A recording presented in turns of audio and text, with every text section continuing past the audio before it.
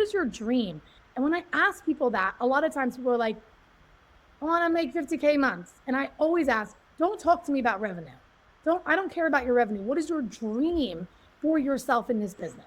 Welcome to Manage Chaos Podcast, where we give you the startup business rundown in less time than it takes for you to get to work. I'm Katrina Purcell, and today I'm joined by Faith Morris. We are going to have so much fun today. You are getting two ops pros who are talking about all things they love. So this is going to be a lot of fun. I'm really excited. Hopefully we'll stay on time. Faith is not another checklist obsessed systems pro, although I am sure she has a good checklist. But she's the strategic second brain who shows up with a whiteboard, a plan, and definitely a snack, because we cannot be hangry around here. She will lovingly call out your 94 tab chaos. Do not even look at my computer, Faith. And co-create the infrastructure that finally makes your business feel exciting again. Faith, I am so excited we're doing this, and so happy you cannot see how many tabs I have open. Oh my gosh, I'm so happy to be here. I'm so glad we connected and just so excited for today's conversation. This is going to be so fun. This is the first episode of a 4-part series that we're going to do. So we're going to deep dive on a couple of really fun ops topics. But we're going to first start off with this feeling that when you're growing a business, it looks so great on the outside. And I call this the social media effect, right? No one ever puts the hard stuff on social. They always put the happy ending. But on the inside, it feels so heavy. So your post on socials, everything's going great, and we signed 3 clients. And on the inside, it's, oh my God, I signed 3 clients. How am I onboarding them? What am I doing? How is everything being implemented? So what are the telltale signs that you see that a founder has outgrown the way they're running the business and it's surviving purely on their memory, which, let's face it, is not even working these days, and grit? The first and probably by far the most telltale sign for me is when people come to me and immediately they vent, their body language, everything about what they're saying translates to, I am so overwhelmed. I am so overwhelmed. And people forget that a lot of people in the online space and online entrepreneurs and online service businesses, a lot of us have learned about growing a business from the internet.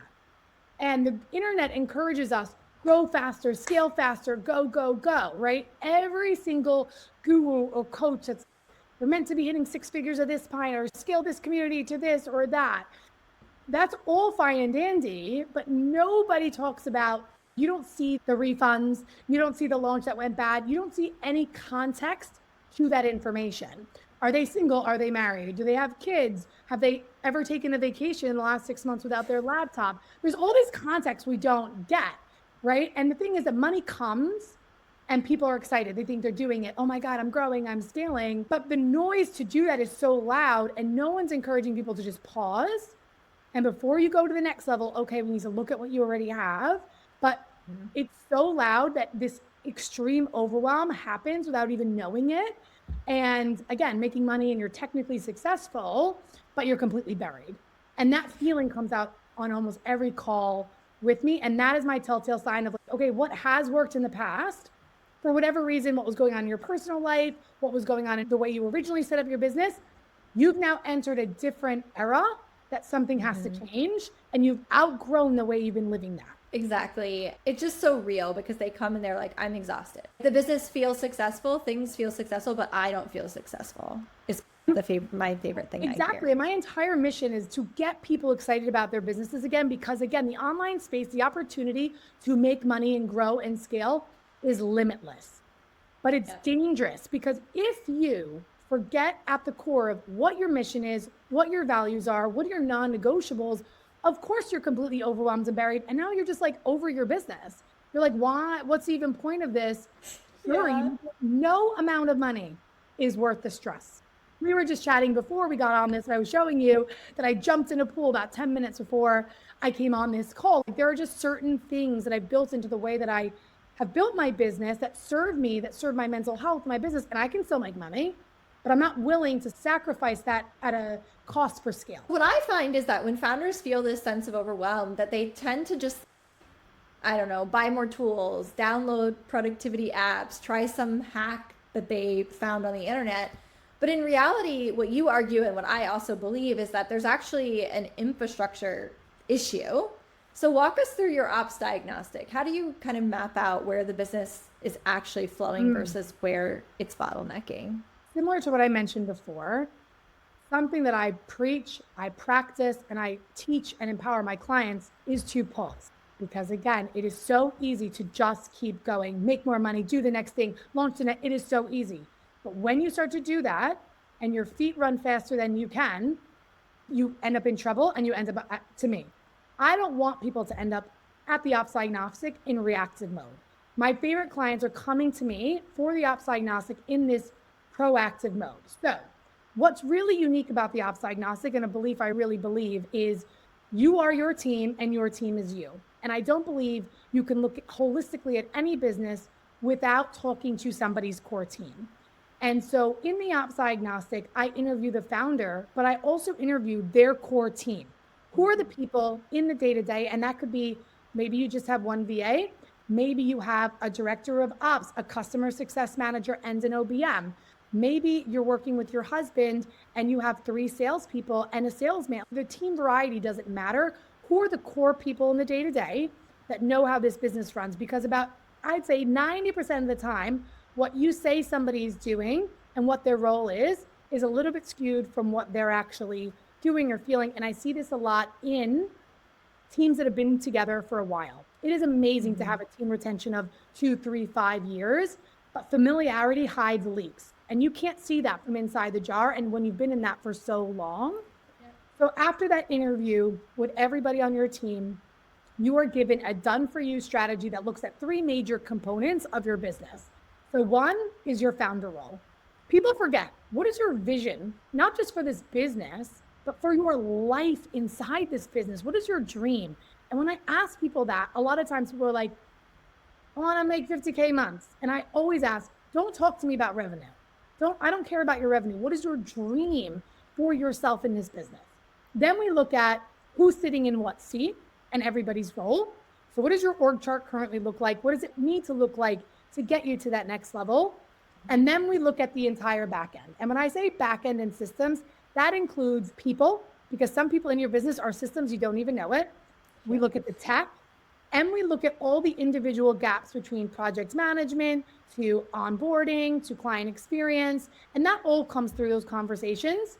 And then everybody's favorite part, which is this is master to-do list blueprint of, okay, over the next 6 to 8 months, because remember, scaling does not happen overnight. Everybody wants to scale the next month, the next 3 months.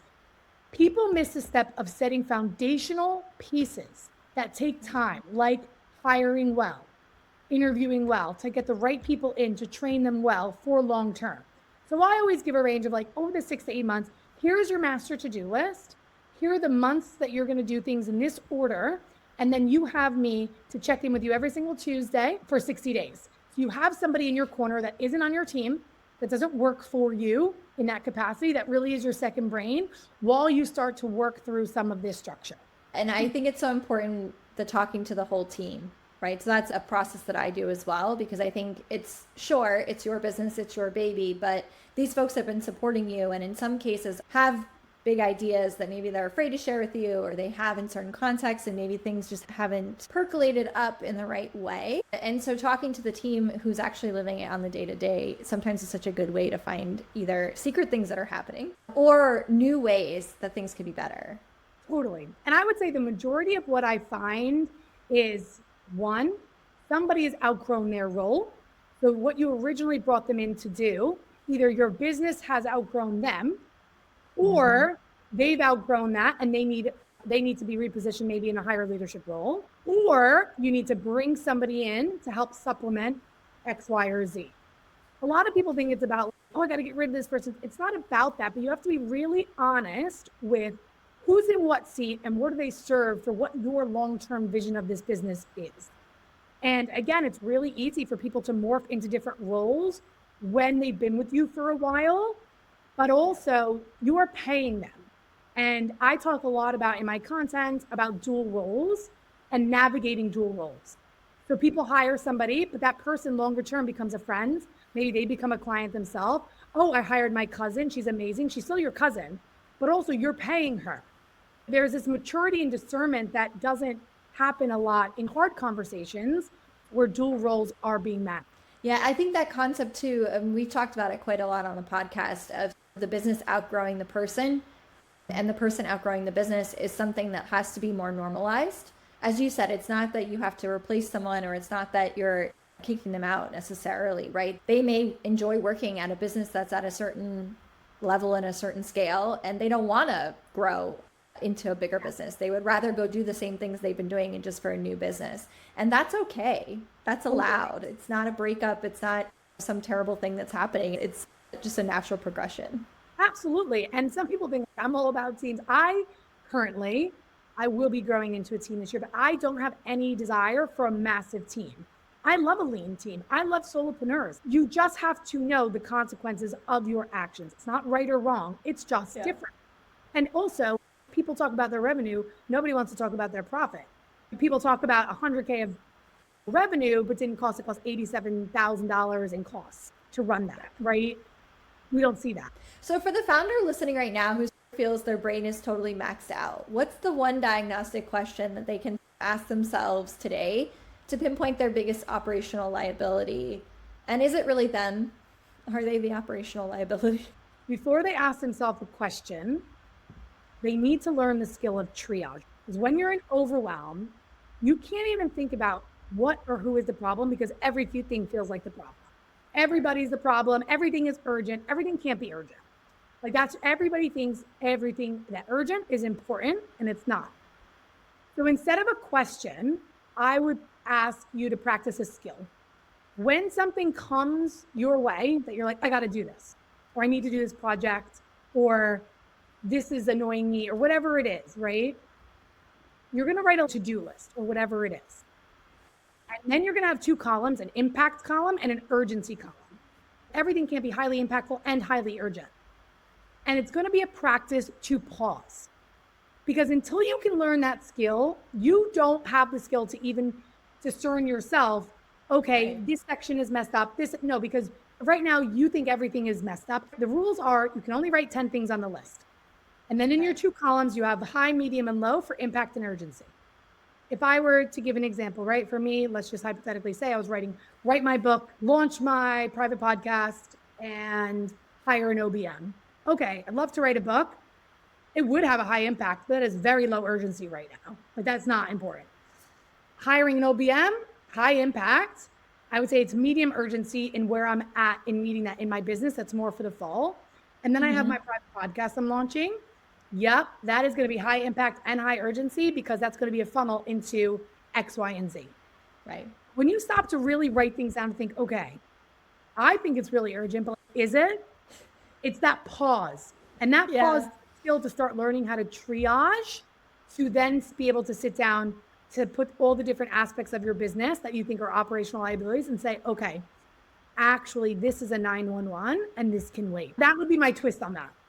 I love that concept of pausing. And you and I are both in the New York City area, which I think as a culture, we generally don't understand the concept of pausing, including the speed with which we walk, even on the sidewalks. So taking a second to stop and just breathe and pause and think about where you're going and what that ultimate goal is so important. And so we'll leave our listeners with that. Thank you so much for joining us, Faith, on this first episode of our 4-episode arc. For our listeners, please follow and subscribe to make sure that you do not miss any of Faith's episodes, because I know that there's going to be so many amazing takeaways for you. And we will see you on the next episode.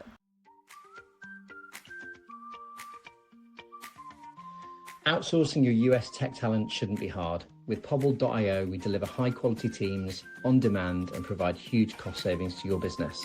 Try it now at Pobble.io. Mention the amazing guys at Managed Chaos when you email us and get a free market data report. Email contact@Pobble.io.